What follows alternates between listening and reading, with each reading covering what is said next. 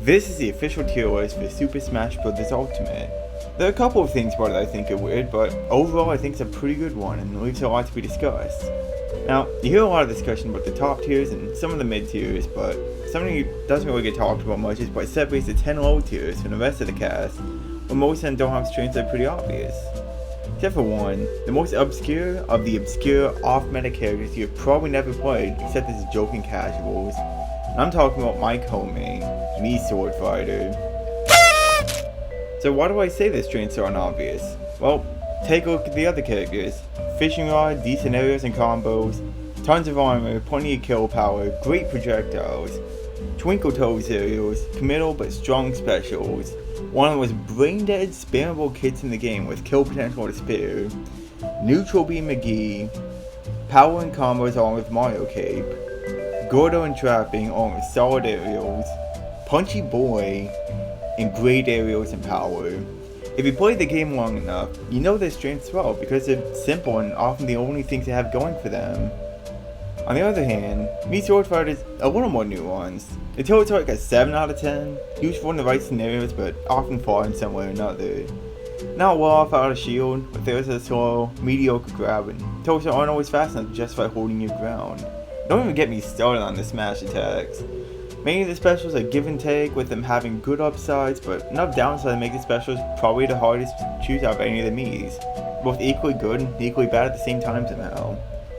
What you get from this is a character that can have sauce, but it often feels like a McDonald's tangy barbecue, as opposed to Sweet Baby Ray's original. At times, they feel like the Links. In others, they feel like a noticeably worse version of the Links, because Swordfighter struggles in some ways that they don't. As a result of this relative nuance, I feel like people don't really talk enough about why Swordfighter is in the position they are, what they can do as a character.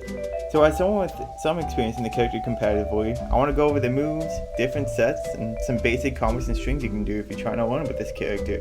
Because I'm not trying to say they aren't worth playing, I'm just saying you should know what you're doing if you play them. So without further ado, I'm gonna present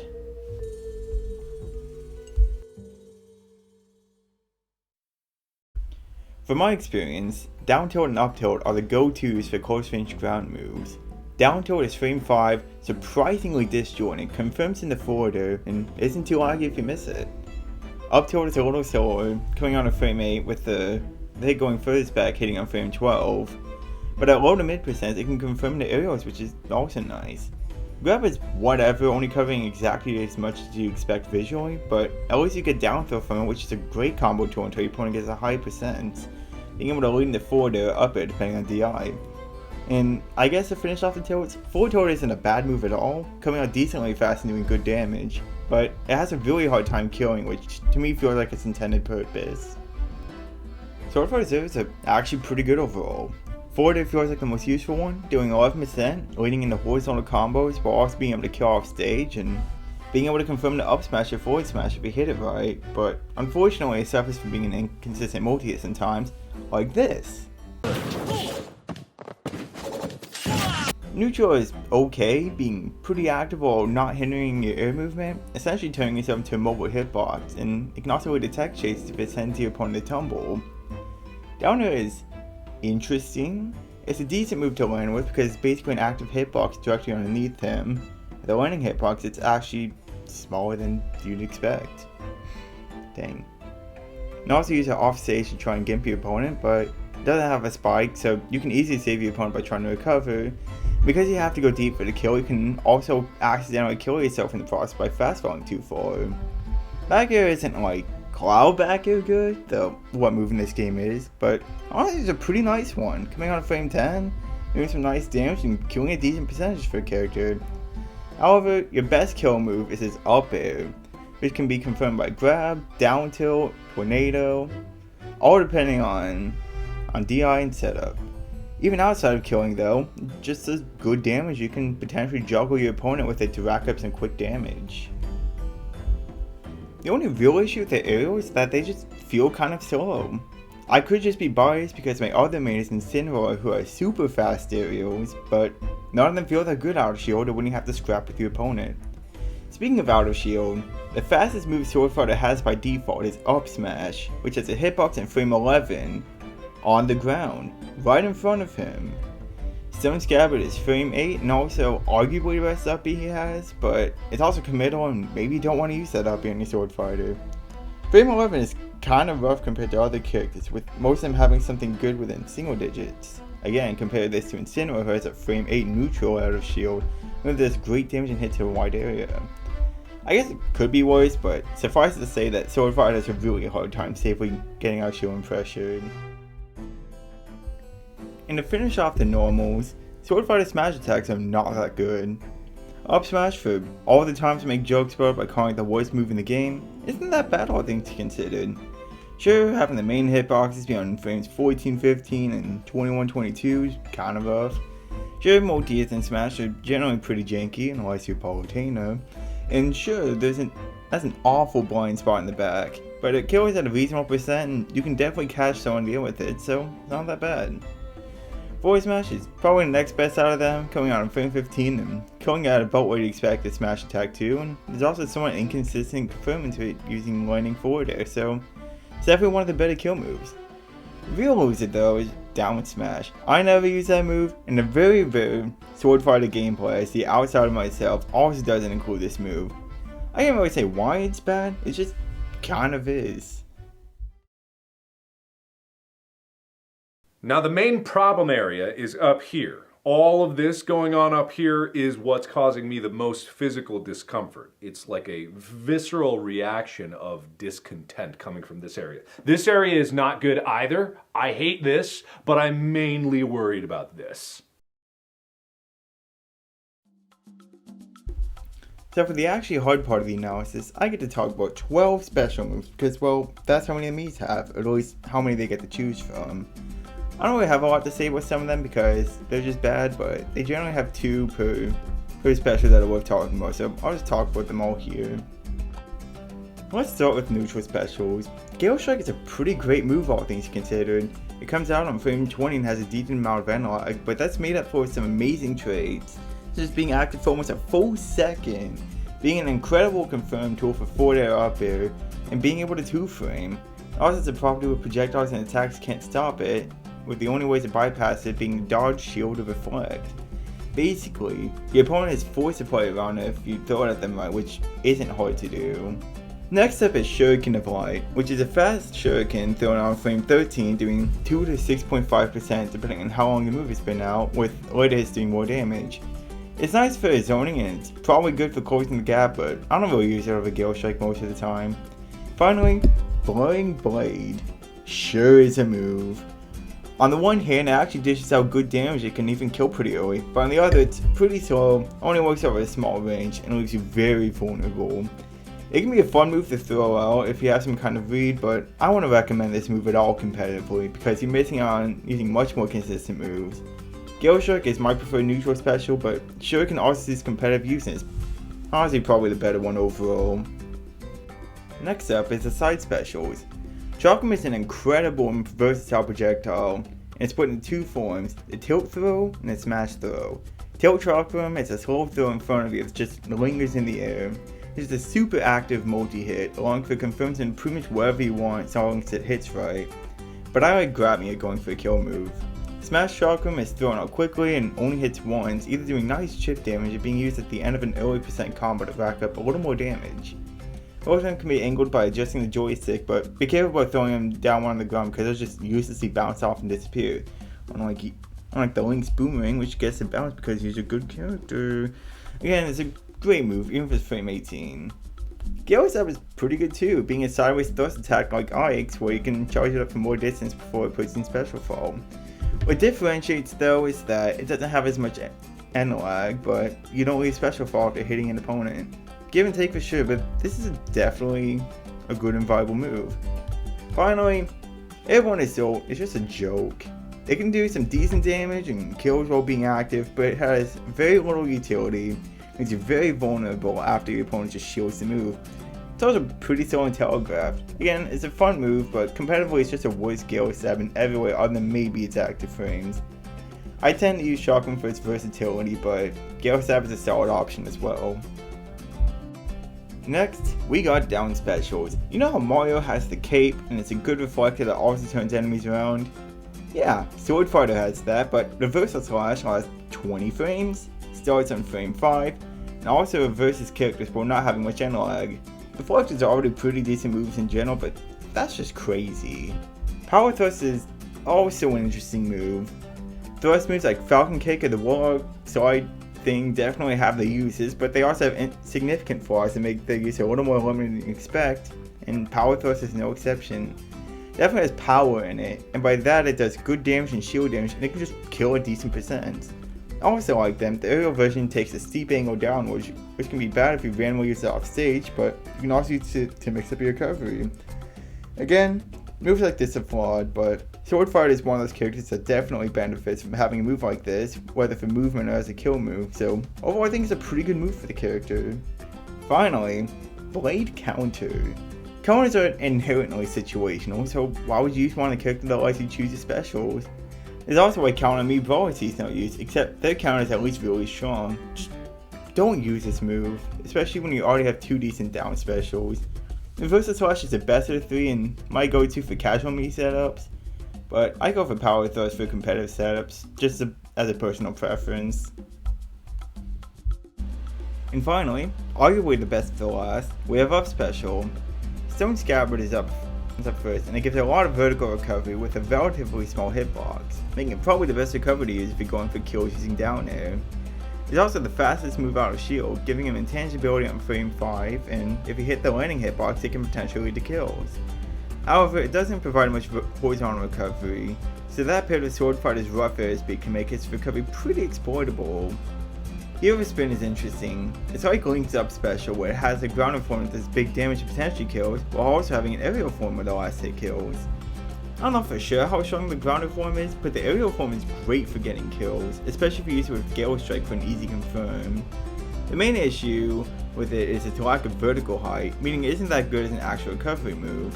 However, it takes potential as a kill move somewhat balances it out. Skyward Slash Dash is a sort of in-the-middle move, providing a decent amount of vertical and or horizontal recovery. It doesn't really kill unless you use it to drag your opponent to the horizontal blast zone, but hitting your opponent with it can lead to them taking over 20%, making hitting them with it a worthwhile option anyway.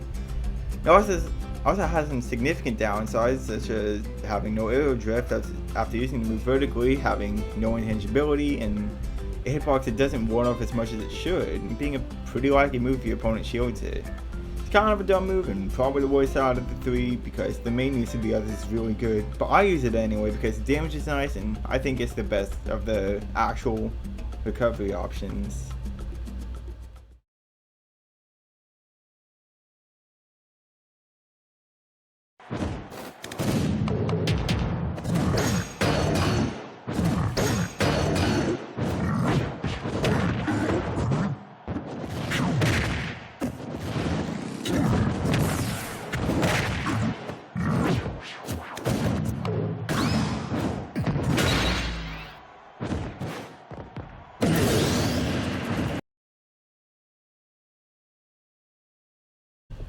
So the way I see it, Swordfighter has 2 different strategies. The first is using projectiles for chip damage along with some stray hits and small combos, keeping your opponent at bay until they get to a high enough percent to start going for the kill.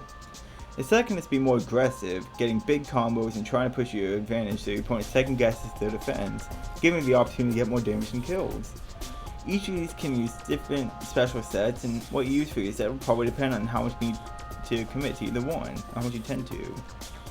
I would say it's unwise to fully commit to one style though, for reasons I'll get to later, meaning you should either mix and match or run different Swordfighter sets to switch between. For the projectile-oriented set, my recommendation would probably be Hero Spin, Gale Strike, Chakram, Reversal Slash. Hero Spin is the most consistent kill move this style allows for, and its relative lack of recovery should be mitigated by not having to use it for that purpose as much as you normally would. For the Rushdown variant, I would probably recommend Stone Scabbard, Shuriken, Gale Stab, Power Thrust. Gale Stab gives more variety when recovering, it's also decently fast moves to use in the air for chip damage. Power Thrust is a strong kill move along with the other options the set provides, and Stone Scabbard is good for when you decide to go really deep for a down air kill. Shuriken is there too, because what would Swordfighter be without a projectile? So the reason I say that purely running one set can be risky is simple. More often than not, they're just worse versions of another character. The projectile set tries to do the best thing the Lynx can do while not really having a frame data to back it up, and the Rushdown set is pretty much Ike with a little more speed but too much of a power and range drop to justify it. You can of course try to run these sets still because they have some advantages over their counterparts, but I try to mix them up so I get the best of both worlds with a set of Skyward Slash Dash, Gale Strike, Chakram, Power Thrust. With that set, you can either be a nickel and dime projectile swordy, or get some decent combos and rushes, and to me that variety is what gives Swordfighter a niche in the meta. Can't be ready for every set, and you can come across any set. So, I'd say to at least give Swordfighter a try. It's hard to say that overall it's good as the Lynx because it's pretty obvious that they aren't, but they have that low tier magic where the things they do have are just different and fun. I've been playing this character seriously for about 8 months now, and there's something about the character that makes a lot of sense to me compared to others. And if that doesn't sound like you, like you're trying to play high tiers and just don't click like you want them to, don't be afraid to look further down in the tier list for your main. Chances are you'll probably find more success in the mid tier you control than a top tier that controls you. Because you got this far in the video, first of all, thank you. This is the most ambitious video I've ever done, being my first full-length video with actual edits. And I know it's not perfect, but if you enjoyed it, then that means a lot to me, and I'll keep going with projects like this. But also, I'm not just going to leave it with no sauce, so here's some Swordfighter clips that I got that admittedly on top tier, but they're mine. I also have a section for goofs after that, because for every clip I got at least one more that involves me being bad, my opponent being good, or some broken DLC characters. So, I hope you enjoy it.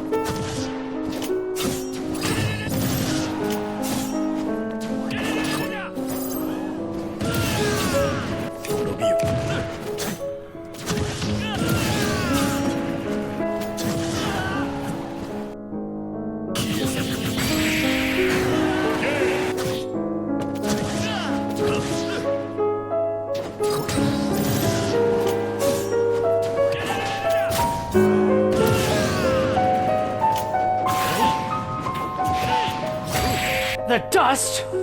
The dust! Sephiroth.